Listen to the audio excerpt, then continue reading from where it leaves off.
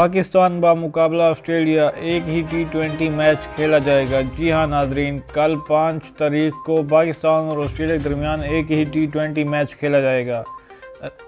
یہ میچ 3 کھیلنے تھے، لیکن آسٹریلین کرکٹ بورڈ نے کہا کرونا کی وجہ سے یہ میچ ہم صرف ایک ہی کھیلیں گے، تو یہ کل T20 میچ پاکستان اور آسٹریلیا کے درمیان آخری میچ ہوگا، جن کے لیے اب سوچا جا رہا ہے کہ کون سے پلینگ 11 اتارے جائیں جو آسٹریلیا کو شکست دے سکیں۔ جی ہاں ناظرین، کیونکہ آسٹریلیا کی ٹیم بہت ہی سخت ٹیم ہے اور جو پاکستان میں T20 کے لیے موجود ہے، اس کے لیے اب سوچا جا رہا ہے کہ کون سے پلیئر پلینگ 11 کے لیے اتارے جائیں جو آسٹریلیا کو شکست دے سکیں۔ پاکستان کرکٹ بورڈ کے چیئرمین رمیت راجہ نے پریس کانفرنس میں کہا کہ اب ہم مضبوط پلینگ 11 اس ایک T20 میچ کے لیے اتاریں گے تاکہ آسٹریلیا کو شکست دے سکیں۔ جی ہاں ناظرین، کیونکہ یہ ایک ہی میچ کھیلا جائے گا اور اس میں آسٹریلیا کو شکست دینا ضروری ہے۔ پاکستان بمقابلہ آسٹریلیا یہ T20 میچ کل 5 اپریل 7:30 پہ سٹارٹ کیا جائے گا۔